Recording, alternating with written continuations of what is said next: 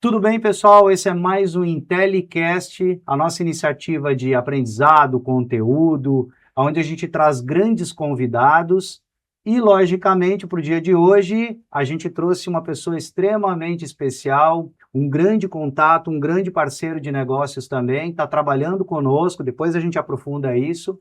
E o Rogério é empreendedor, é consultor de empresas, trabalha também na área de governança, implementando governanças empresariais e, principalmente, hunter de conselhos para empresas. Então, Rogério, bem-vindo, obrigado até por ter vindo. Eu que agradeço, Gustavo. Joia, Prazer, a perfeito, honra é minha. ótimo. Obrigado, Diogo. Logicamente, eu estou sempre com o Diogo, que é o meu parceiro, diretor da empresa também. A gente consegue agora trocar boas informações em cima do que nós temos para tratar hoje. Não, que honra estar aqui no Intellicast. Eu acho que eu já acompanhava o programa de vocês aqui e para mim é muito satisfatório, né? E a gente poder dividir conhecimentos nessa mesa. Então acho que vai ser um momento importante para todos nós e para quem está nos escutando também, tenho certeza. Muito bom. Muito bom.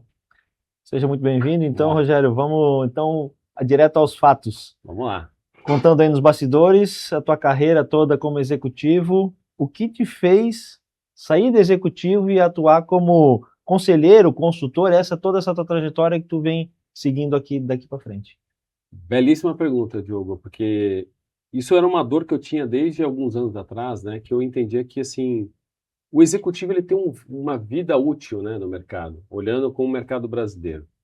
E para mim aquilo era um sinônimo de desconforto, né? Era algo que tirava o meu sono, porque quando a gente olha de longo prazo, uma carreira executiva, ela tem um período ali de alta produtividade, de alta performance, e depois ao longo do tempo você vai ao mesmo tempo não tendo aquele perfil de entrega para o mercado. Então eu tinha essa visão.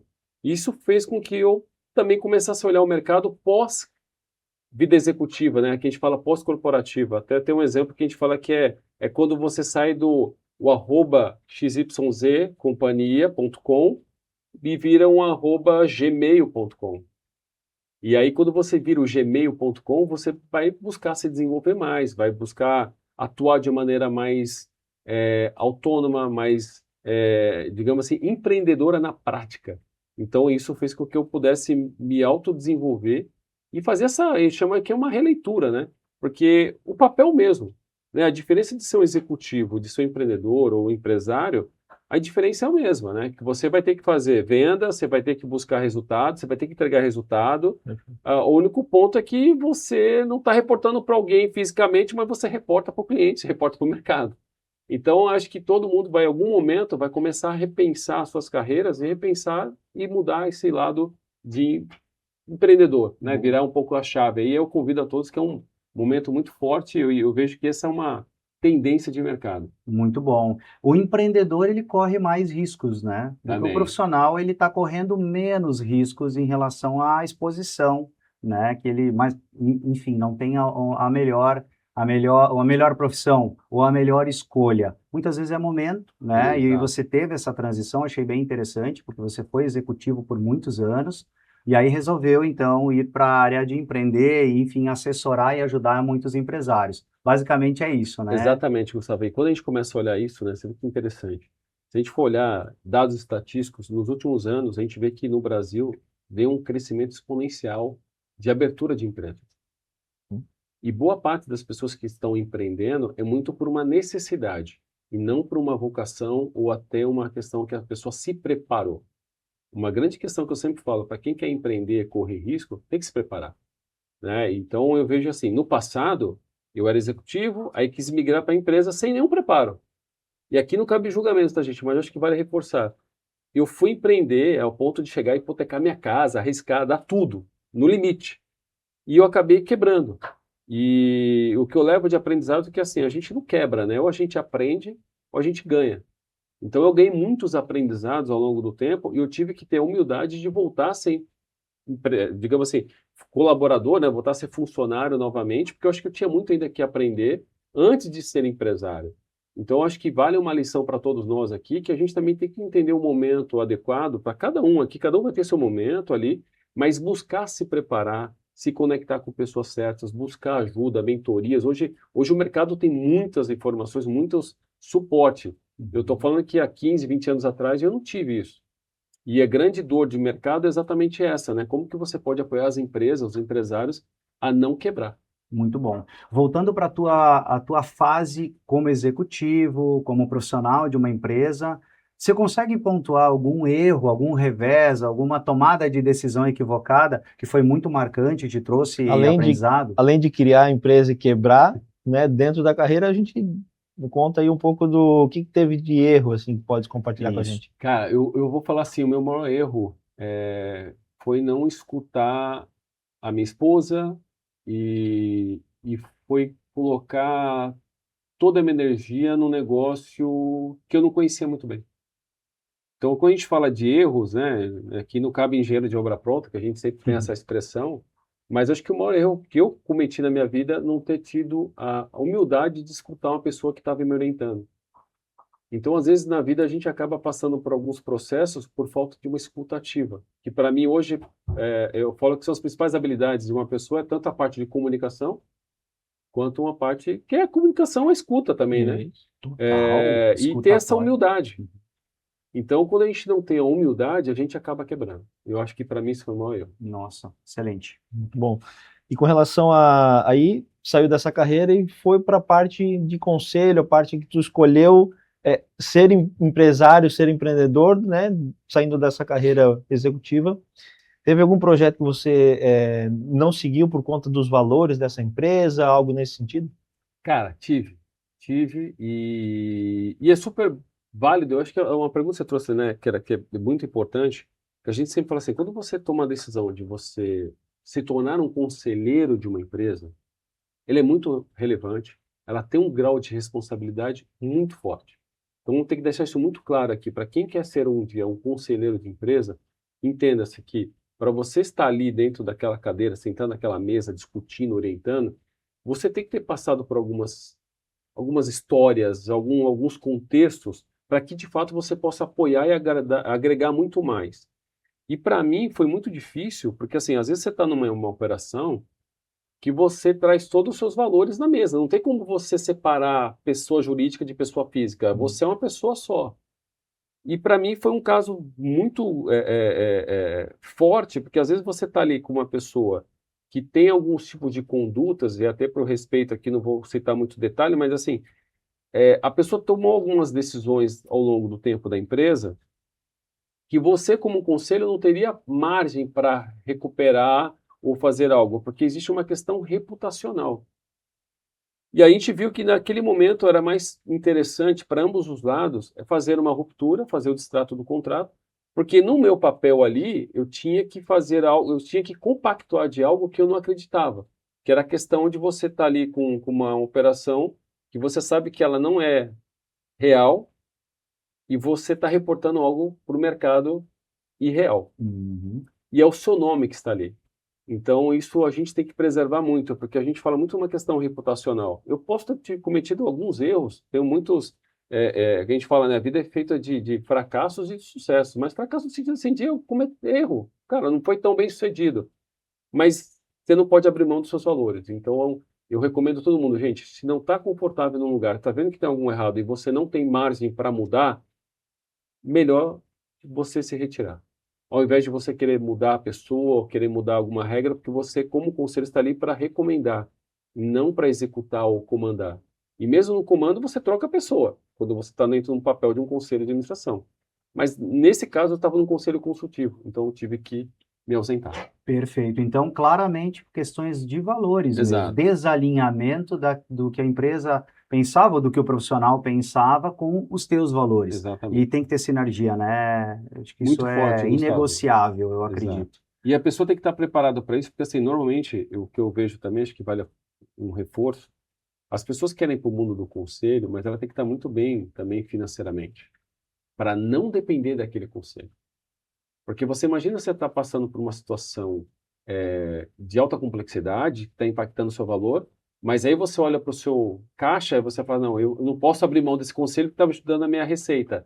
É a mesma coisa daquele cliente que, de repente, não é tão interessante para você, mas participa de boa parte da sua receita. Como que você faz? Isso. Então, é uma discussão, não é fácil, não é simples, é complexa, mas eu acredito que quando você tem um propósito maior, você consegue tomar uma decisão muito mais fluida para não ter impacto financeiro somente, mas que você esteja muito bem, assim, mentalmente. E uma coisa que tu falou ali, que a gente falou até no almoço, o conselheiro, ele tem que ter horas de voo, né? Que é o famoso Sim. horas de voo, para ele poder, de fato, entrar na instituição e, de fato, mudar o jogo, né? Porque o conselho está vindo por conta que ele tem uma experiência mais vasta, é algo que ele vai poder ajudar pontualmente naquilo que ele tem um potencial e vai abrir portas no mercado. Então, realmente é muito importante. E, Diogo, você colocou um ponto muito importante, que a gente fala que é o repertório, né? As pessoas vão ganhando repertório ao longo do tempo. Uhum. E aí ela vai trabalhar, o conselho eu falo que é como se fosse um drone. É você pegar o ponto cego da empresa e você trazer algumas contribuições, as provocações adequadas nos momentos corretos, porque você já passou por alguns contextos, né, alguns cenários que te obrigou a pensar diferente. E aí quando você está no conselho, você faz o quê? Eu estou antecipando o futuro, ó. Vamos fazer o seguinte, eu te recomendo fazer esse caminho, tem esses cenários, porque se a gente Esse é continuar aqui, a gente sabe que a gente corre um risco maior de ter alguma colisão lá na frente. Então, Perfeito. esse é um papel que é interessante a gente colocar na mesa de uma maneira muito simplificada, né? Uhum. Falando ainda de conselho, que é, sem dúvida nenhuma uma das grandes expertises, o que diferencia, Roger, a diferença então entre o executivo comum e o executivo preparado para conselho? Excelente pergunta. Olha, eu vou falar, Gustavo, quando a gente começa a validar esse mercado e a gente vê o crescimento de executivos buscando cadeira de conselho, se a gente for colocar, poder separar aqui, eu sempre falo assim, as pessoas que estão mais inclinadas a terem já suas cadeiras de conselho, já pegar sua primeira cadeira, que todo mundo fala, quanto que eu vou ter minha primeira cadeira de conselho? Porque é algo um pouco mais demorado, complexo, que exige uma habilidade maior que às vezes esse executivo tradicional não está preparado.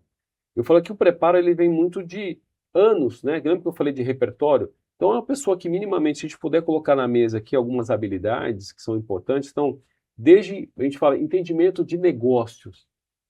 Um bom executivo, para sentar numa cadeira de conselho, ele tem que entender de negócios, não do setor especificamente. E quando falo de entender de negócios, entenda-se como entender de pessoas, entender de finanças, entender de vendas. Além de tudo isso, né, eu falo que tem uma trilogia que eu chamo de Marcontech. É a junção de entender de marketing, vendas e tecnologia. Perfeito. Então, Muito quando bom. o executivo vai se preparando para isso, ele vai tendo mais oportunidades. E para fechar todo esse contexto, eu falo que o próprio executivo tem que ter seu próprio ecossistema. Uhum. Então, o executivo ele tem que ter acesso em alguns mercados que vai ajudar aquela empresa a potencializar a receita, como, por exemplo, o cara ele conhece de bancos, ele conhece pessoas de fundos de investimento, ele conhece mercados internacionais, ele conhece de pessoas estratégicas no governo, ele conhece de tecnologias emergentes, ele conhece o que de fato potencializa novas receitas. Então, isso ajuda, e quando a gente fala de ecossistema, é exatamente isso, ele já vem a gente fala que a tecnologia embarcada para ajudar o empresário a mudar de fato aquele cenário. Porque se ele vier só com o cenário que ele está acostumado vivenciando dentro do mesmo setor, ele vai pouco aportar valor no curto prazo, porque é aquilo que você falou. Cara, não adianta você chegar lá, eu fui executivo de uma empresa, fui diretor de tal empresa grande. Mas quando você vai para o conselho, é um outro jogo. Por exemplo, a pessoa viveu só o jogo da indústria. Quando ele vai para serviço, é possível que ele não tenha os skills e toda a base para poder auxiliar, então, uma empresa atuando na área de Que é serviço. aí que entra a questão de entender de negócio e não do negócio. Isso. Boa. Que isso é muito importante para quem está querendo entrar no mundo do conselho e até mesmo um empresário, porque olha só que interessante. Tem muitos empresários hoje que são conselheiros também. Sim. E aí ele traz uma contribuição enorme, porque ele sabe o que é de fato ser empresário, ele sabe que de fato mexe o ponteiro, ele sabe que de fato ele precisa para apoiar aquela empresa a sobreviver e a crescer.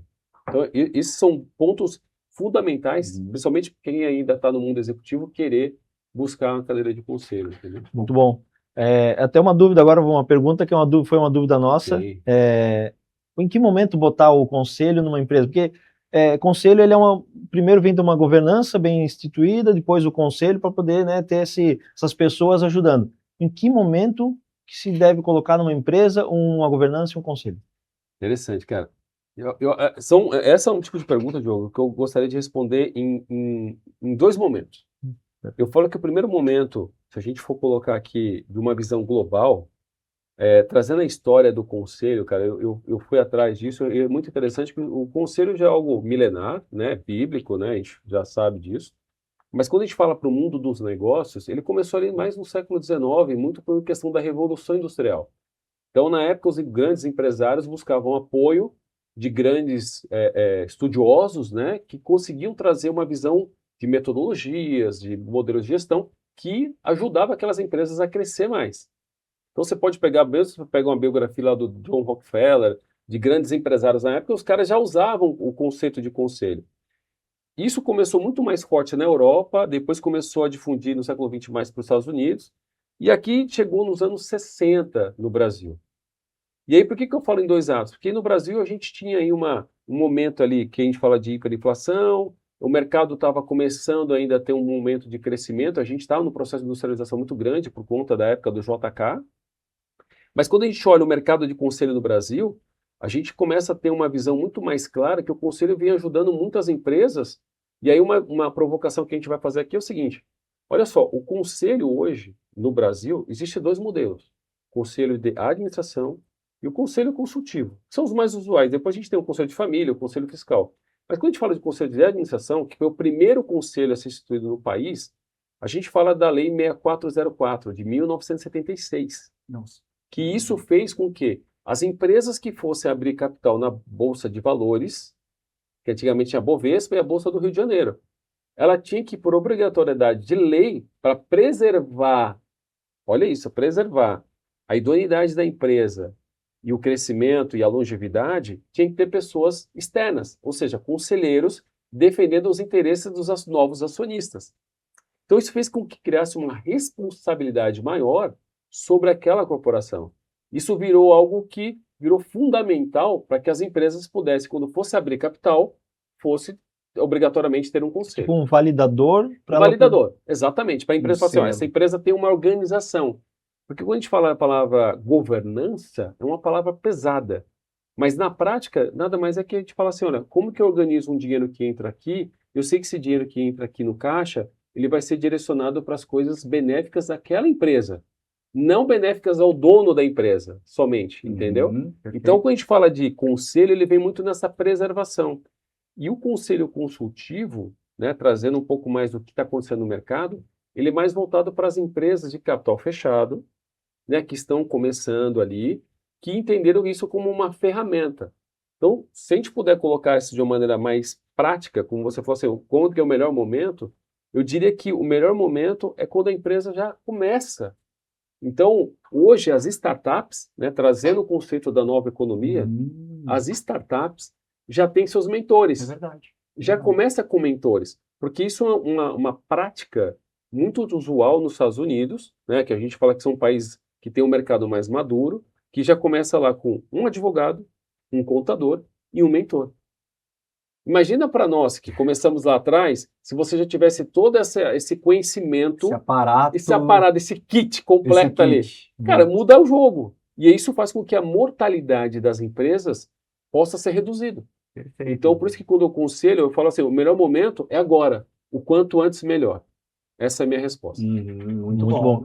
Então, para você que é empresário, procure mentores, conselheiros, que faz a diferença realmente Com certeza. na jornada da empresa. São Com grandes certeza. atalhos, né? Evita grande sofrimento e, logicamente, você vai colocar no teu conselho gente que já viveu e já jogou o jogo que você quer jogar. Não é qualquer pessoa que pode entrar, né? Até para evitar esses equívocos, até de pessoas que podem desviar o teu propósito inicial como empreendedor, enfim, Exatamente. né? E, Gustavo, uma coisa que vocês colocaram, que eu acho que é legal para a gente compartilhar, o conselho não está ali para ensinar o empresário a ser empresário. Acho que tem que deixar isso muito claro. O conselho está ali para apoiar o empresário, a família empresária, a prosperar mais, a Corrigir perpetuar, exatamente, e a provocar algumas questões que normalmente não são provocadas no dia a dia. Como, por exemplo, olha, você está recebendo um aporte de capital de X. Onde você vai destinar isso aqui? Como que você vai direcionar o seu valor? Como que você gerencia as pessoas? Como que você gerencia os seus clientes? Então, o papel do conselho vem muito mais como a gente chama de um guarda-rei, ou seja, um apoiador para aquela a empresa ou a família empresária, para que ela possa seguir sem muitos atritos. Por isso que eu sempre falo assim, o conselho não está ali para ensinar ou travar, ele está ali para ajudar de uma maneira muito responsiva, né? E ao mesmo tempo que consiga, eu gosto de usar muito a expressão de mexer o ponteiro, de trazer resultado, de melhorar a receita da empresa, porque no final do dia é isso, o conselho está ali para apoiar a empresa a crescer e a perpetuar. Agora até posso conectar com a tua resposta, muito boa, Roger. Para mim, elucida muito o que a gente precisa saber sobre o conselho. Nós instituímos há 2 anos o conselho, e para mim, como empreendedor, como líder, e não é só o meu caso, todo Sim. mundo que é empreendedor ou líder de qualquer tamanho de empresa, ele vai se sentir solitário em algum momento da jornada dele. E essa solidão ele olha para cima e vê, pô, eu me espelho em quem? Eu olho para quem? Eu pergunto para... Não tem muitas vezes para quem E perguntar. não tem ninguém questionando, né? Não tem ninguém nem provocando, nem questionando, que foi até o que o Roger trouxe, mas o conselho passa a ser essa camada onde eu posso me apoiar para ter um direcionamento, uma correção de rota e tudo mais. Então, acho que ali é cirúrgico a presença do conselho, onde ele dá um apoio mesmo, onde até o próprio empreendedor ele pode ser provocado, ele pode ser estimulado. Porque muitas vezes ele pode perder tração, o empresário ele pode desanimar, ou ele pode tomar ações precipitadas, que acho que isso é a coisa que mais acontece, né? O empreendedor que está lá sozinho, ele toma ações muitas vezes erradas, cruciais até para a vida da E empresa. olha só que interessante, né, Gustavo, e o que o Diogo trouxe também, né? Hoje o mercado, a gente fala muito da geração de dados. Hoje a gente tem inúmeros dados. E quando você fala de essa combinação de solidão com dados, pode ser uma química não tão agradável, porque você tem muitas informações aqui, nós somos infotoxicados, Verdade. e você está sozinho. Como que você vai tomar a decisão? De uma visão que você tem ali, você tem um prisma, fala, não, vou tomar a decisão aqui. Quando você tem conselho, cada um vai trazer uma contribuição.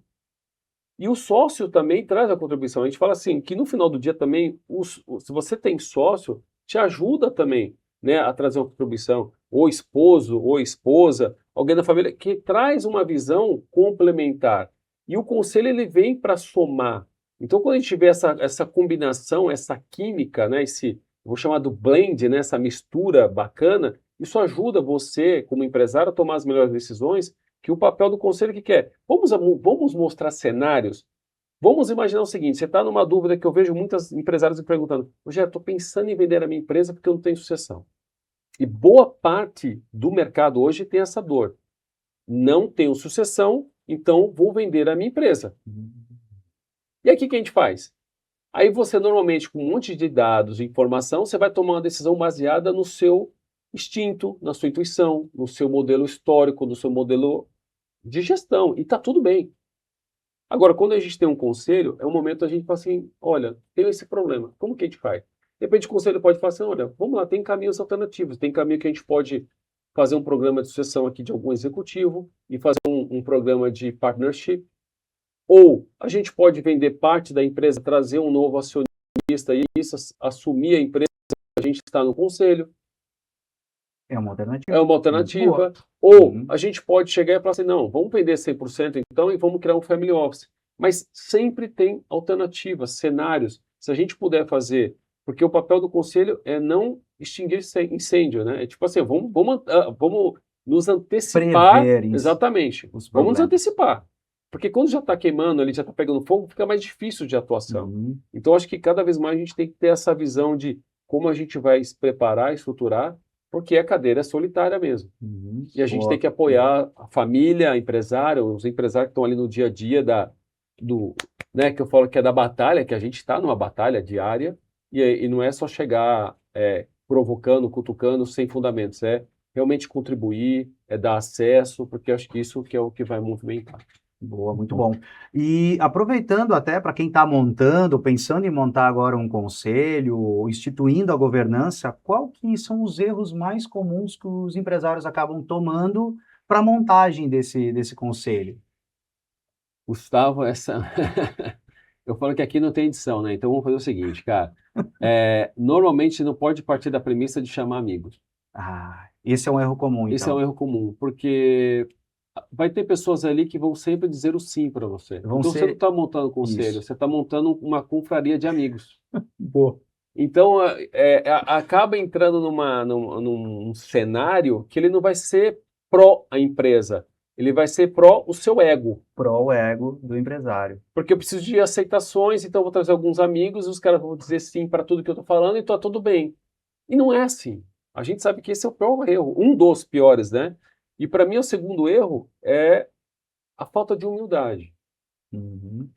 Porque a gente entende que o nosso conhecimento, ele não é 100%. Né? A gente não Limitado. conhece tudo. A gente tem um conhecimento limitado. E não adianta a gente achar que a gente sabe de tudo. Por mais que você... Vamos dar um exemplo aqui global, né? O próprio Elon Musk, que hoje é o cara que tem uma maior fortuna, criou um grande... Vamos colocar assim, o maior ecossistema, vamos chamar assim, valiosíssimo, ele tem conselho. Perfeito. Vamos colocar... Bill Gates tem conselho. Então, assim, grandes empresários, né, no mundo global têm conselho. Se a gente for colocar aqui no Brasil, você pode ver que as grandes empresas que mais prosperaram são aquelas que têm conselho. Então, não é por acaso que a gente vê uma grande demanda de conselhos. Então, os empresários, acho que o maior erro é não entender que o conselho pode de fato ajudar e não frear a empresa, ou burocratizar, ou fazer interferência na gestão. Jamais. Não é o papel do conselho isso, e nunca vai ser. Perfeito. E se tiver sendo, tá errado. E complementando essa tua fala, eu sempre, quando eu estudo, eu vejo que eu não sei nada. Cada vez que eu vou numa imersão, que eu tenho um mentor, ou que eu leio um livro, eu falo assim, cara, como é que eu nunca tive acesso a isso aqui? E aí eu vejo que eu não sei nada. Então eu sempre estou nessa escada de buscar conhecimento, Aprendizagem contínua, né? Aprendizagem contínua. Eu sou interno aprendiz e eu já entendi isso. Quanto mais eu aprendo, mais eu vejo que eu não sei nada. E isso aí, Diogo, se traz muito a questão que a gente fala da habilidade. E uma das questões que eu até montei um acrônimo que eu falo que é a CNH do conselho. O que é CNH? CNH para mim é o seguinte, ó: comunicação, nexialismo e humildade. E o que é o nexialismo, gente? Eu acho que é legal a gente trazer essa Muito palavrinha legal. para que as pessoas comecem a entender. Nada mais é do que você conectar. Hoje, tanto as empresas quanto os empresários, os executivos, têm que ser conectores. Não são mais generalistas ou especialistas, eles são especialistas. Isso faz com que ele consiga permear em diversos setores. Eu não sou especialista em óleo e gás, mas eu consigo sentar na mesa de um conselho de uma empresa de óleo e gás e fazer perguntas pertinentes àquele negócio, porque eu me preparei, eu vou estudar sobre o tema, eu vou fazer investigação e eu sei que isso vai mudar a realidade. Então, cada vez mais a gente tem que ter esse conceito de mais nexialismo, de como você conecta com as pessoas, como que você conecta as empresas, como que você conecta as soluções para virar esse ecossistema, essa coisa mais perene. Então, cada vez mais, por isso que eu falo que é o CNH do conselho. Perfeito, belo acrônimo. E aí a gente entrando na parte de conselho, tu já participou de conselho de várias empresas, e aí sempre tem essa empresas familiares. Né? Eu acho Legal. que é algo, Que é o dia a dia. É o dia a dia, é o que mais tem empresas hoje, são empresas familiares. Fala, pessoal, quais são os riscos invisíveis de ser empresa familiar? E aí o conselho vem para trazer essa luz, né? Olha, Diogo, é uma pergunta bem provocativa, hein? Porque quando a gente vai numa empresa, né, a gente tem ali normalmente o fundador ou a fundadora, né, ou está na geração do filho ou do neto, né? E estatisticamente, olha que dado interessante para a gente refletir aqui. Fizeram um estudo em 2025 que apenas 7% das empresas brasileiras chegam à quarta geração. 7% das empresas brasileiras chegam à quarta geração. E aí a gente vai olhar o porquê disso. A gente fala assim, realmente a questão, o conselho ajuda, as decisões ajudam, e mais de 70% das empresas no Brasil são familiares. E globalmente representa aí quase 80% do PIB global, é empresa de família. E está tudo bem. O que a gente tem que começar a olhar que pontos de atenção quando são empresas familiares. O primeiro ponto, que a gente até falou no início aqui, mas eu reforço que esse é uma grande, eu falo que é uma dor de mercado de fato, é a associação. De achar que às vezes o filho ou a filha, ou o cunhado ou sobrinho é o sucessor direto. Então as empresas têm que ter aquela visão de negócio, vamos falar assim, será que meu filho ou a minha filha, alguém da minha família está preparado para assumir essa cadeira? Ou compensa eu trazer alguém do mercado? Acho que essa é a grande pergunta que tem que se fazer. Que às vezes as pessoas acabam cometendo, eu vou colocar assim, a falta de atenção de não ter essa provocação. Não é que está certo ou errado. Eu estou colocando aqui dados estatísticos para a gente fazer uma reflexão.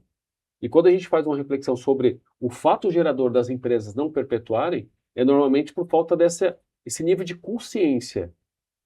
Não preparar um sucessor é um dos grandes erros de todas as empresas, principalmente os familiares. Não ter um sucessor. E aí eu sempre digo que as pessoas elas precisam estar no lugar certo. Competências para que ela exercer aquela função. Se ela estiver num lugar que ela não é o que ela sabe fazer, pode ser que ela consiga fazer, mas vai ser muito mais difícil. E aí a pessoa, dolorido, ela vai estar infeliz fazendo algo. Então, buscar as pessoas, se é o filho, se é o sobrinho, se tem a competência ideal para que isso aconteça, de fato seja o sucessor, mas se não, bota a pessoa que tem competência. E é legal você trazer isso, né, Diogo? Porque a gente vê diversos casos reais, né? Então tem casos públicos aqui.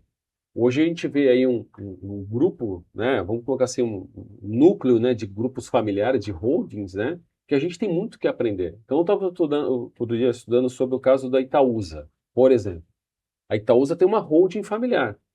O Itaú, o grupo Itaú, em geral, isso é público, não tem familiar lá na operação.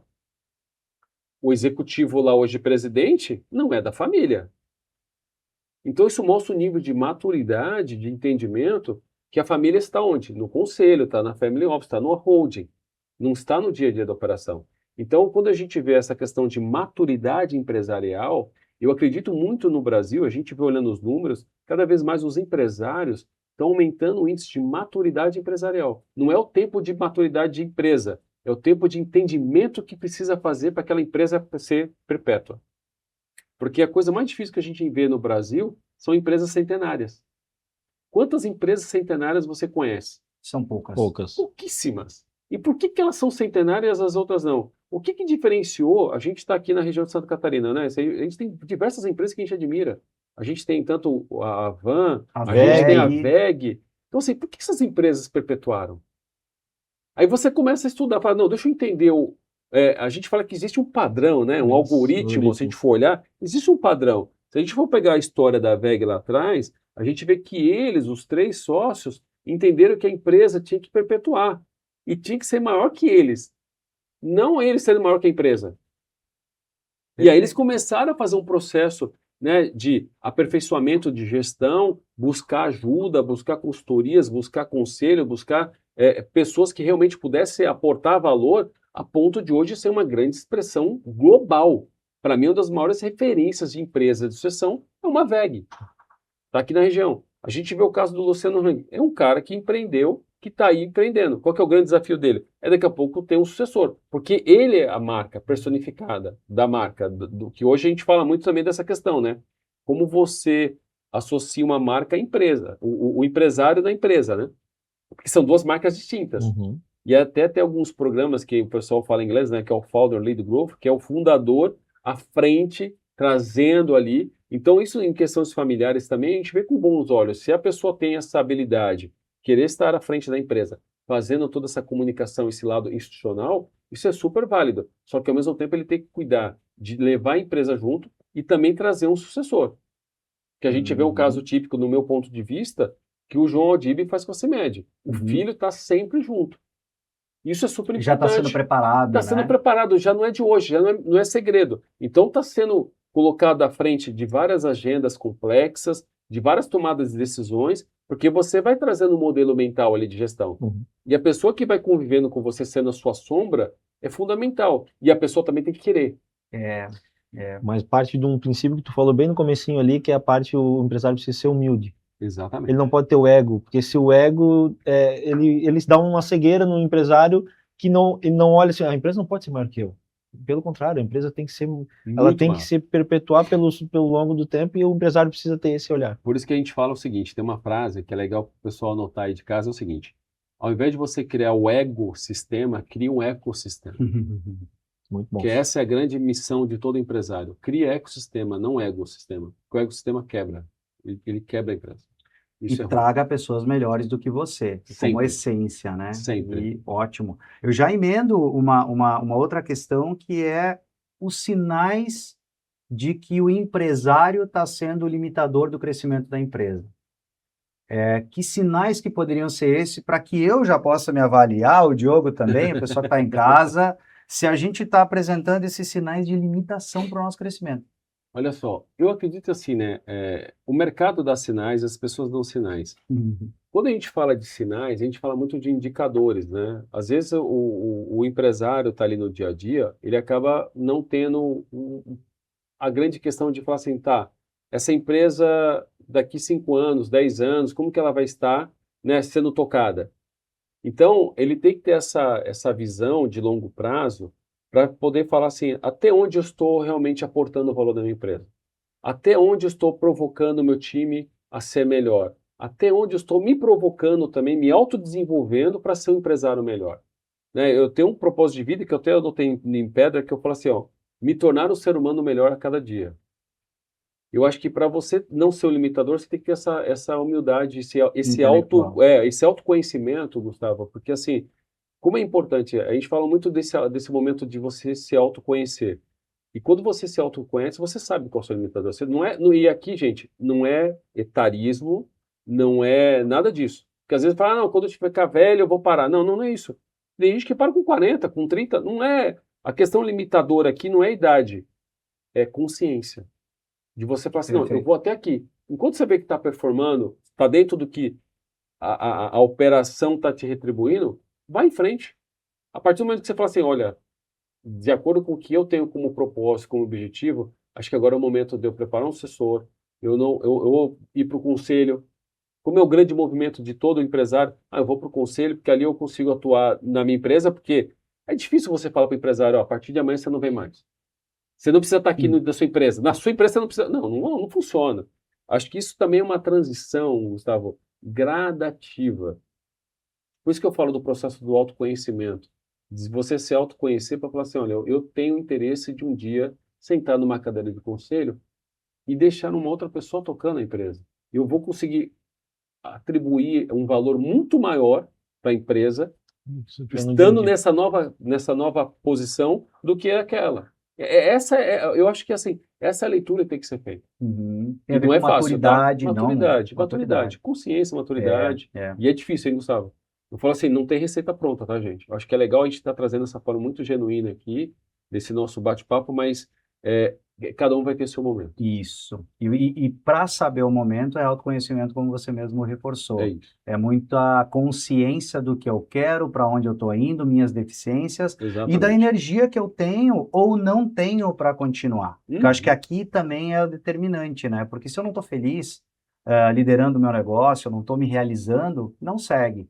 Mas Exato. também tem muita gente, eu vejo isso no futebol, em outras áreas, que também não sabe a hora de parar, né? Então ele não percebeu que ele passou a validade. E eu acho que aí é mais uma vez a Por tomada de isso que entra o consciência. conselho daí. Não, Aí entra o e aí conselho dizendo, ei, Mas calma. olha que interessante, né? Eu gosto sempre de dar um exemplo de uma pessoa que eu admiro ainda, independente dele não estar mais entre nós, que é o Abílio Diniz. O Abílio Diniz tinha 82 anos e ele estava na atividade. Ele está ativo, né? Ele construiu uma operação, um patrimônio, ele tinha uma hold ali de investimento, que é a Península, tinha algumas ações, ele estava em conselho, estava no conselho da própria empresa. O que ele nos mostrou ali? Que independente da sua idade, você tem que primeiro se cuidar, para que você também tenha perenidade. E segundo, você ser responsável por todo esse ecossistema que você construiu. Então ele mostrava isso muito de uma clareza, de uma leveza para todos os outros empresários que a gente acha, eu sempre falo assim, gente, a gente tem muito que aprender com os empresários brasileiros. É muito legal a gente admirar, né, como eu falei lá do Elon Musk, do próprio Bill Gates e outros demais, mas eu gosto muito de trazer à tona alguns empresários para mim que eu admiro muito, que é, no caso, o Antônio Emílio de Moraes, que é um Abílio Diniz, Acho que o Silvio Santos é que é um o Silvio baita empresário. Santos, que é um Ricardo Sandler, que é pouco falado, o próprio Barão de Mauá, que foi um grande empresário, que para mim era um Elon Musk de anos Total. atrás, É isso. e ninguém valorizou mais. Então a gente também tem que trazer uma visão e pegar algumas biografias dessas pessoas para que possa também colocar no nosso dia a dia. Imagina quantos Esses caras pensavam em coisas naquela época sem o acesso que nós temos hoje. Verdade. Olha o que os caras fizeram. Então é muito legal e assim, eu acho que serve aqui como uma recomendação. Leia biografias de empresários brasileiros. Eu tenho certeza que a gente vai ter muito aprendizado ali que vai ajudar em toda essa configuração, vai desmistificar muito das dúvidas que nós temos. Então, por isso que eu não falei de ter humildade, de buscar ajuda, cara, é fundamental, é essencial. A referência, né? Boa, Referência. muito bom. Uma característica muito importante também que eu vejo é a responsabilidade desse pessoal, porque não é sobre eles, é sobre todo mundo que eles carregam dentro dessa instituição. Então, essa responsabilidade, dizer assim, Legado, né? o legado, a responsabilidade que tem em cada uma das pessoas que estão ali, dependendo do que eles construíram, né? Eu acho que isso é de extrema importância. Não, com certeza, porque assim, a sua construção, né, a gente fala muito de... Até uma vez eu estava com uma reunião de conselho com o Walter Long, e ele falou uma história assim que eu marcou bastante. Ele falou assim, às vezes eu faço viagem da humildade. E naquele momento eu não entendi nada, né? Eu falei, o que é viagem da humildade, né? Legal. Ele falou assim, cara, eu fui uma vez para o Egito, e a gente fala que a gente deixa legado nas pessoas e tal. Ele falou, Rogério, se eu morrer morri agora, daqui 5, 10 anos, as pessoas vão me lembrar e tal, mas já foi. E aí, quando eu faço essas viagens da humildade, é para a gente refletir tudo que nós construímos aqui. Por exemplo, eu fui lá, visitei as pirâmides lá, e estava lá a pirâmide de Quéops. E aí, na entrada, tá lá assim, ó, contemplavos a minha obra. O cara fez há 2000 anos atrás, e as pessoas ainda estão lá cultuando a obra do cara. Isso é legado. Ele deixou um legado, ele deixou uma marca. E às vezes a gente acha que a gente está aqui construindo um monte de coisa. E vamos botar o pé no chão aqui. Eu acho que a gente tem que construir legados e deixar marcos históricos nas pessoas. Ou seja, o legado que eu gosto de deixar sempre é valorize o seu autoconhecimento. O seu autoconhecimento, valorize isso. Porque eu acho que o legado que a gente deixa nas pessoas são esses ensinamentos, esses aprendizados. Que é isso que vai mudar o jogo, isso que vai perpetuar. Não a gente se achar que vai ser um grande construtor, né, da obra que a gente vai construir. Não é por aí. Então, acho que é legal a gente ter essa reflexão também. E aí essa tua andança pelo conselhos com empresários, e, né, acho que poderia ajudar a gente a entender o que faz o empresário, quais são as características do empresário que leva a empresa de 10 milhões para 100 milhões, de 100 milhões para 500 milhões e assim Quem sucessivamente. sabe um bi, mas eu gosto muito desse range de 10 a 100. Eu acho que muita empresa está dentro desse... É que tem o 0 a 10, que é o cara que... e aí tem o de 10 a 100, porque é um outro jogo. Eu acho que é um outro jogo. Então, eu trouxe exemplos de vários empresários aí, tu pode contribuir bastante com essa pergunta. Com certeza. A gente, de novo, né, a gente vai estudando algumas empresas, a gente vai vendo que existem alguns padrões. A pessoa que está aqui do 0 para 10 é um baita esforço. Eu diria que se a gente for olhar em termos de energia, de tudo, ele é mais esforço do que de 10 para 100. Vou falar por quê. Porque quando você está no 0, você está construindo ali, você não tem um histórico. Então é muito mais difícil, na minha opinião. Aí tu olha para o lado, olha para o outro, você não tem tem ninguém para nada, fazer. Não tem ninguém para... Eu preciso fazer isso aqui. É isso. Então é muito você ali. Então, lembra que eu falei, eu vou colocar em fases, né? Então eu vejo assim, o empresário que está de 10 para 100, o que ele precisa fazer ali primeiro, eu vou falar que todo empresário, ele precisa de acesso. E nessa fase, eu sempre falo que ele precisa de acesso a 3 tipos de capitais. O primeiro capital é o capital intelectual. Ele vai precisar buscar pessoas no mercado que possam ajudá-lo a construir essa nova jornada. Porque é uma nova jornada. Então, capital intelectual. O segundo, ele vai precisar do capital financeiro. Então, ele vai ter que ter acessos a novas fontes de receita, seja novos mercados, seja novos clientes, seja perfis de bancos, instituições financeiras que ele vai poder precisar fazer captação, que ele vai precisar crescer. E o terceiro capital é o acesso a pessoas estratégicas. É o que chama de capital social. Então, a gente falou de capital intelectual, capital financeiro e o capital social. Então, a minha recomendação é que se ele conseguir juntar esses 3, ele consegue chegar a 100, de 100 para 500, de 500 para 1 bi. Porque você começa a jogar um jogo diferente. E assim, eu vou dar um exemplo aqui. Vamos colocar assim que futebol é a nossa paixão nacional do Brasil. Então a gente pega lá um jogador que está acostumado a jogar uma série C, ele vai para B e já tem que ter uma adaptação. E quando sai de uma série B e vai para uma série A do Brasileirão, já é uma outra adaptação. Agora, se eu pego esse cara e jogo ele direto para a Champions League, é uma outra configuração. E aí, essa jornada aqui, quando eu falo esse acesso a esses 3 capitais, isso permite até que esse empresário comece a entender. Porque a empresa que ele tinha de 10 milhões, as pessoas ali, não vão ser as mesmas que ele vai ter de 100 milhões, e não vão ser as mesmas que vão estar em 500 milhões, e não vão ser as mesmas que vai estar um bi para frente. A empresa muda também. E aí, um grande, vou colocar desafio do empresário para fazer esse movimento, porque a empresa cresce mais que o empresário. Como ele cresce também, mentalmente. Porque aquele empresário que começou aquela empresa lá com 1 milhão, 10 milhões, Não é o mesmo. ele não pode ser o mesmo que o cara que está comandando uma empresa de 1 bi. E isso aqui, Diogo, é a grande, eu vou colocar que é o santo graal. Olha. Porque você conseguir mudar a sua configuração mental de maturidade, são as fases, né? M1, M2, M3, M4, que a gente fala de liderança situacional, que a gente usa muito para fazer avaliação de pessoas e de lideranças, né? Então, quando a gente fala de M1, a gente olha a maturidade. Então, quando o cara aqui é um M4, a gente fala, cara, esse cara está num nível de configuração empresarial diferenciada. Que você pode pegar lá o Mark Zuckerberg, um Elon Musk, esses caras, tipo o Antônio Emílio de Moraes, um Abílio Diniz, o próprio o Johan Peter, que é o dono da Gerdau, cara, o Jorge, cara, você vê alguns caras, é outro patamar. Você vai sentar com ele, uma sentada de 5, você já olha que Abre um. a visão é outra. É. Quando você conversa com um cara que é um fundador, né, de uma empresa, pegar um cara de uma startup, para um cara de um bi, você vê que são mentalidades distintas. Só que esse aqui já está trabalhando numa operação porque ele já está tendo acesso a essa informação. Coisa que antigamente a gente não tinha. Então, se for fazer um paralelo, que é legal também compartilhar com as pessoas, se a gente for fazer uma análise linear, né, regressão linear, nos anos 80, 90, uma empresa sair de 10 para 100 era muito doloroso. Hoje uma empresa pode fazer assim, de 10 para 100. Dependendo do produto, do mercado, do setor, do que ela fez diferente, ela muda o jogo. E eu já vi conselheiros mudar patamares de empresa de 100 para 1 bi em 2 anos. Só de dar acesso. Então é interessante quando a gente começa a fazer essa análise de mercado, de empresa, que é o caso que foi do Maveg. Por que o Maveg cresceu? Quantas outras empresas no Brasil começaram a também fazer motorzinho para geladeira? E não cresceu como eles cresceram. Começa a comparar. Por que o grupo Boticário cresceu bastante? O cara era um farmacêutico, fazia ali um remédio de manipulação e teve essa exponencialidade toda.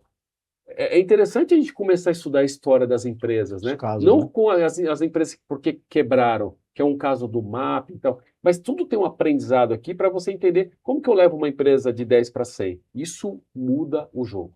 E aí entra um princípio de não copiar nada, mas modelar, né? Modelar. Quando você modela, você está vendo um padrão ali daquela empresa, Exatamente. daquele Isso que é o sucesso. algoritmo. É um Então, algoritmo, é isso. porque a cópia, ela realmente ela vai ser sempre errada, Errado. provavelmente, Dá né? errado. São outras pessoas, outro tipo de negócio, por mais que você tente copiar, eu acho que esse é o maior erro também. Eu posso reforçar o que você trouxe aqui, Claro. que é fundamental para quem está escutando. A coisa mais difícil que tem é você copiar uma cultura de uma empresa. Ah, eu acho que sim. Porque Boa. às vezes a empresa, ela dá resultado, você quer copiar o modelo de negócio, você quer copiar a propriedade intelectual dela, mas a cultura você não copia. É. E a cultura é determinante, né, Roger? É E o isso. que mais a gente vê numa fusão, por exemplo, uma empresa assumindo a outra, essas pessoas que estavam nessa cultura aqui acabam saindo, porque essa que comprou tem o maior poder e ela Sim. vai implantar a cultura dela. E aí bate de frente as duas culturas e acaba não tendo. Que esse é um dos grandes pontos que aconteceu recentemente numa empresa, né?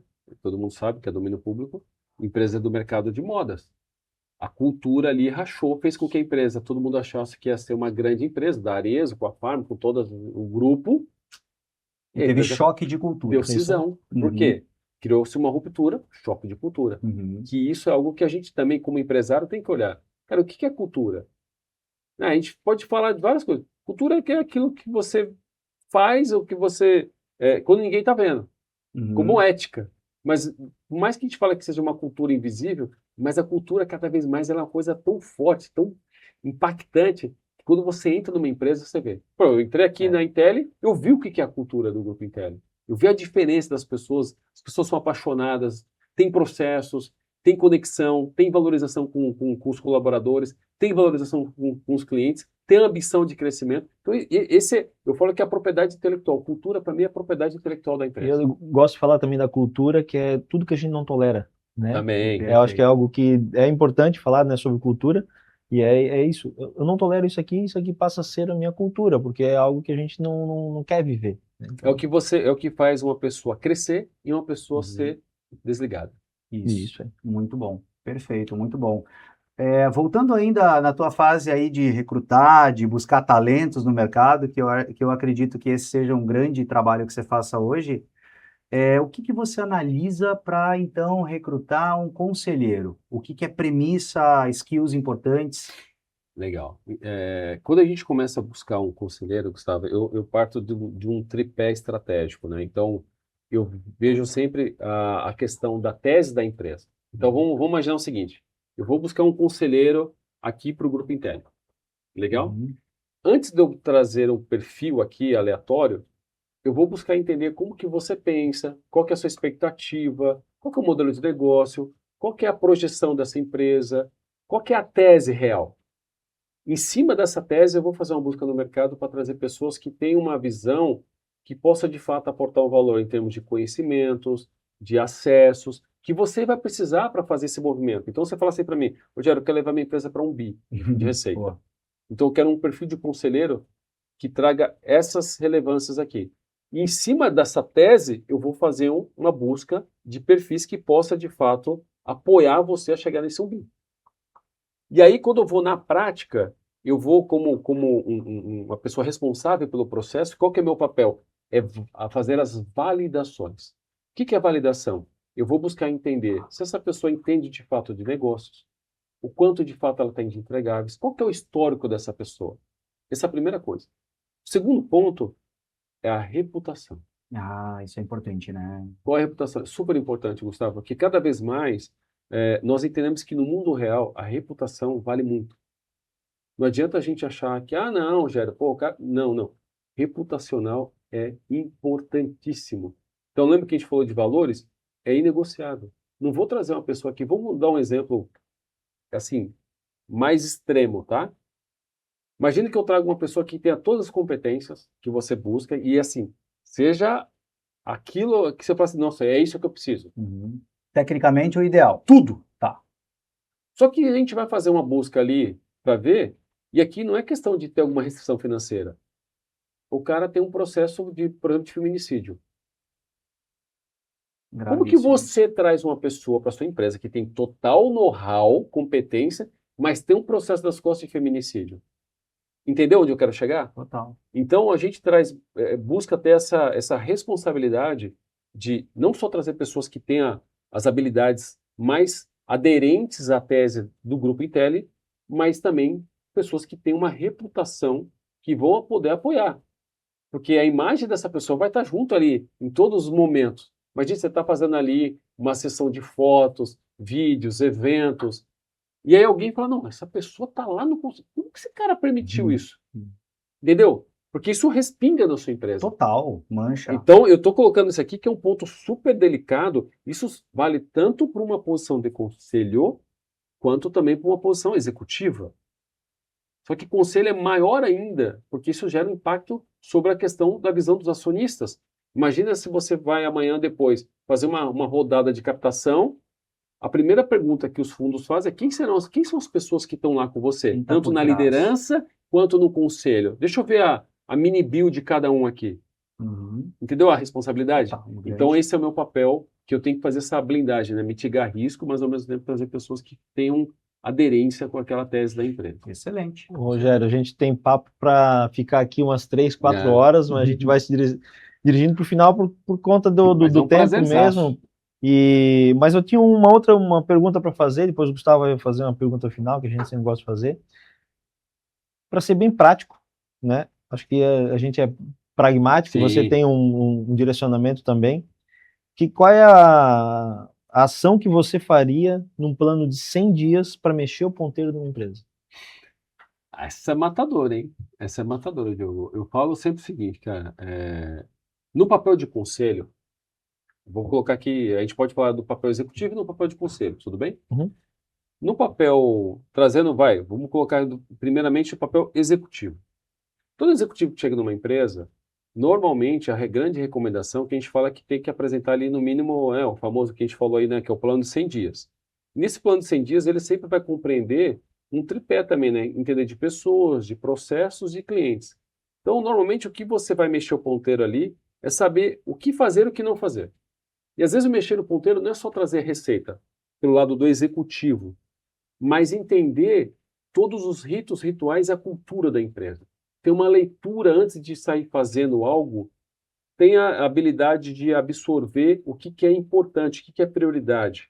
Então, fazendo esse exercício, automaticamente você vai conseguir aportar valor para gerar receita. Então, você vai entrar, de repente, olhar quais são os principais negócios que estão na mesa, dependendo do cargo que você vai ocupar, que você possa ajudar a fechar. Então, eu buscaria isso, como executivo. Ó, cara, qual é o negócio que está rodando, que está mais quente, que é prioridade total, que vocês acham que eu posso apoiar? Me apresenta aqui que eu vou olhar e vou te ajudar a fechar isso aqui. Quando a gente fala no conselho, eu diria que é algo muito semelhante, mas eu acho que acima de tudo é você entender qual que é a visão da empresa, do acionista, do que é a expectativa que o empresário tem como seu papel ali dentro como conselheiro, ou como conselheira, né, pegando. Então a gente sempre fala assim, sentando na cadeira de conselho, qual que é a minha visão? Se é uma empresa que está começando a ter um conselho, você vai estar seguindo todo um ritual ali para entender quais são as prioridades. Se é o momento de fazer, eu, no caso, vou olhar qual que é a tese da empresa. Vou dar um exemplo de uma empresa que eu já passei. Era a redução de endividamento. Então, para eu mexer ponteira de uma empresa que está em processo de redução de endividamento, eu sentei com o CFO, pedi uma agenda com ele, e falei assim, deixa eu entender todas as suas linhas de crédito, o que vocês têm tomado, qual que está a taxa. Então, vamos buscar fazer um reperfilamento de dívida, vamos tentar alongar essa dívida aqui para fazer uma redução de endividamento. E aí, sentei com o diretor comercial, quais são os principais clientes e contratos e propostas que você tem na rua que a gente possa te ajudar a dar algum tipo de acesso para que você também ganhe esse contrato para gerar receita. Então, você está vendo que são ações semelhantes, mas sempre com esse olhar de, cara, o que a gente pode fazer em cima das que é prioridade. Entenda o que é prioridade. Então, minha recomendação, sentou, entendeu o que é prioridade, executa como executivo de fato, ou como conselheiro, recomenda e dá acesso para quem vai executar o processo. Então, quando eu estava no conselho, a empresa falou assim, ó, preciso reduzir o endividamento, a gente fez isso. Vamos alongar, vamos buscar um fundo, vamos entender quais são os cenários possíveis para ajudar. Ou, já tive casos que vamos fazer captação? Cara, prioridade zero. Como eu mexer no ponteiro para fazer captação, você como conselho, você tem que ter seu ecossistema. Então, você tem que conhecer investidores, você tem que conhecer fundos de investimentos, você tem que conhecer bancos que possam auxiliar, porque às vezes o cara quer fazer captação, mas às vezes não quer diluir tanto a estruturação do capital acionário, ele quer segurar. Então, de repente, fala assim, então vamos modelar, vamos abrir uma franquia, vamos trazer novos tipos de investidores aqui para não diluir seu capital ali acionário. Então, são essas ações que a gente tem que modelar, pensar e executar rápido. No modo executivo, sim, e aqui recomendar quem está na linha de frente. Muito bom. bom, muito bom.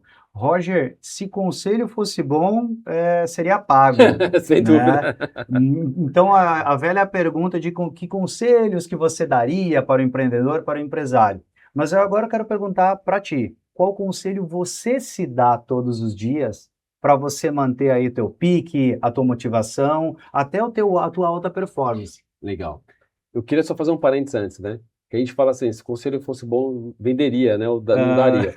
Mas a gente fala assim que as pessoas não precisam de conselhos, a pessoa precisa de conselho, que é diferente de dar conselhos. Porque às vezes a gente está no bar, o cara tá ali conversando, pô, já tô precisando vender minha empresa. Eu posso falar para ele assim, vende, cara. Quanto quer? Quanto o cara quer pagar? Tanto. Porra, vende logo. Isso não é um conselho, isso é troca. Agora, quando ele está numa mesa de conselho, aí você fala assim, não, cara, vamos estudar. Quem que é o cara que está querendo comprar? Por que você quer vender? Vamos fazer uma avaliação? Vamos chamar uma empresa aqui para fazer uma análise de todos os pontos da sua empresa em termos de ativos, no que você tem, vamos fazer uma validação em cima desses cenários e vamos, se ele está te oferecendo isso, vamos ouvir de outras propostas, porque alguma coisa tem de interessante. Então você vai apoiar essa empresa a pensar diferente. Agora, quando a gente faz a pergunta, né, que conselho eu me dou todo dia, eu vejo de uma maneira muito simples, gente. Eu acho que, para mim, o que é mais importante nos dias de hoje é a gente se dar o conselho da gente se amar, da gente se cuidar mais, da gente se preservar mais, da gente se autovalorizar. E aqui não é uma questão de papo de autoajuda, aquela coisa. Não, não, não. Mas eu acho que, cada vez mais, a gente que está no dia a dia da batalha, como a gente pode blindar a nossa mente a ser pessoas mais fortes, pessoas mais humanas, mais humildes, né? Olhar a outra pessoa com o olhar de ser humano. Ser humano, que é uma prática difícil, gente. Cada vez mais a gente fala assim, a gente está muito no automático, a gente está perdendo o senso crítico. Então, o grande conselho que eu dou é se ame mais, se cuide mais, busque esse senso crítico constantemente, porque a gente sabe que o mundo vai modelar sempre, as coisas vão mudar, a gente vai viver numa extrema incerteza, seja por mercado, seja por regulamentação, Política, tecnologia, tecnologia. tudo, cara, tudo. Quanta gente com medo da IA agora, Nossa, né? imagina, Gustavo, a gente vem de uma época que eu lembrava do meu pai, que era hiperinflação, que a gente ia no mercado, o carrinho de compra, todo dia aumentava Fazer o preço. o rancho do O mês. rancho. Todo mundo tinha medo. Agora a gente tem medo da IA. E cada vez mais a gente vai sofrer novas ações, gente. Então, assim, o que a gente faz é blinde sua mente, para que você possa sempre ser essa pessoa que se cuide mais, se preserve mais, né? Não ficar infotoxicada de notícias ruins, para que você possa, de fato, eu falo, servir mais. Uhum. Acho que essa é a minha mensagem. Sirva mais. Muito bom. E equilíbrio, né, Sempre, Roger? cara, Acho que o equilíbrio é sempre o empresário, ele acaba caindo naquela máxima de pensar na empresa 24 horas. E isso gera um estresse, isso gera isso que você acabou de comentar, que acaba gerando um desequilíbrio, né? A gente tem que equilibrar a família, nosso corpo, nossa mente, como você falou, nosso espírito também. E aí o espírito é uma conexão daquilo que é o inexplicável, né? Não é religião, não é Não, é papo isso de aí. religião. É aquilo que é inexplicável, que a gente vive, experiencia se a gente tiver com a parabólica aberta, antenada e sintonizada. Eu gosto muito, eu sempre olho para esse tripé corpo, mente e espírito, porque eu acho que passa por ali o equilíbrio e a plenitude, que é o que acredito que a gente deva buscar. É fundamental, Gustavo. Muito Você falou bom. muito bem, cara. Porque assim, no final do dia, a gente fala assim que empreender no Brasil, você vai dormir pensando na dívida e acorda pensando nas metas. Perfeito. Então, se você não conseguir trazer essa tríade, né, de ter esse equilíbrio espiritual, né, de mente, de corpo, de ter essa visão humana. Nós somos seres humanos, cara, de carne e osso. Então, se a gente não se cuidar, a gente não é de ferro, a gente vai ficar doente. E por isso que cada vez mais, acho que vale um alerta aqui para todos, a gente tem cada vez mais um grau de índice de pessoas que estão precisando de ajuda, né? A gente vê aí pelo índice de utilização de remédios, né, controlados. Por quê? A gente está vendo que as pessoas têm essa autopressão, o mercado pressiona cada vez mais, e a gente vê que o mundo empresarial são cheios de tubarões, e quem não for tubarão, quem estiver sangrando, vai morrer, e aí é muito doído, porque imagina quantas empresas a gente vai perder ao longo dos anos. Se a gente tem essa estatística de 7% chegar à quarta geração, então o nosso papel é, cara, como que a gente faz para a gente se cuidar, para a gente manter a nossa empresa de pé? Muito bom você ter trazido isso. Muito bom. Roger, papo incrível, né? Altíssima qualidade. Eu aprendi do início ao fim, porque Que isso, uma a gente honra. está aprendendo agora sobre governança, instituindo isso dentro do nosso Conselho. grupo, conselho também, todos os assuntos extremamente ricos, e você é profissional, então Que isso, certamente talvez que a gente está recebendo Você é professor, inclusive, também, né? Sim, também já dou aula lá na Board Academy também. Então, assim, eu falo assim, Excelente. cara, eu nem me considero como professor, eu falo que eu sou um facilitador. Eu estou ali para dividir conhecimento. Eu acho que cada vez mais a gente tem que fazer isso, entendeu, Gustavo e Diogo? Uhum. O que vocês puderem fazer, divulgar o conhecimento de vocês aqui no Grupo Uhum. Intelli, com outros empresários aqui da cidade, do Blumenau, da região, do estado. A gente tem essa missão, gente. Acho que a gente tem que servir mais. Acho que o conhecimento hoje é algo... ele foi muito, digamos assim, colocado como ouro, né? Valorizado, que ninguém tinha acesso, aquela coisa. Hoje a gente está num momento hoje de mercado que quanto mais a gente compartilhar, Muito bom. melhor é. Como é Transbordar bom o ter um conhecimento. canal Total. como esse aqui para a gente compartilhar, sabe? Quantas pessoas vão ser impactadas, escutadas, tudo que a gente Uhum. trocou aqui. Para mim foi um grande prazer estar com vocês também. Que, pô, aprendi Excelente, muito aqui. agradecemos imensamente, Roger. agradeço. Obrigado. Tu mora em São Paulo, Sim. então eu sei que para você vir até Blumenau, Santa Catarina tem uma jornada, mas eu sei que também que você conhece toda a região, então tá em prazer. casa. A nossa empresa é sempre de portas abertas, a gente vai desenhar e costurar grandes coisas juntos aí a partir de Um agora. prazer, será um prazer. Obrigado mais uma vez. Roger, aonde que Obrigado. o pessoal pode te encontrar? Cara, vamos lá. Tem o meu LinkedIn, que é Rogério Rego, né? Então só digitar lá já vai estar aberto para todo mundo. E também o meu Instagram, que é Rogério Rego Oficial. Então me acessa lá, vou ter o maior prazer de estar conectando e também super aberto aí para trocas, dúvidas. Então, por favor, possa me conectar, vai ser um prazer. Excelente, pessoal. Não deixa de comentar, trazer uma pergunta que a gente possa levar depois para o Rogério também, ele responder ali no chat. E, logicamente, ativa o sininho para seguir as novos materiais que a gente vai publicando. E curte a página também, acompanha nosso trabalho. Espero que todos tenham gostado e aproveitado aí o conhecimento de hoje. Muito obrigado, até a próxima. Até a próxima.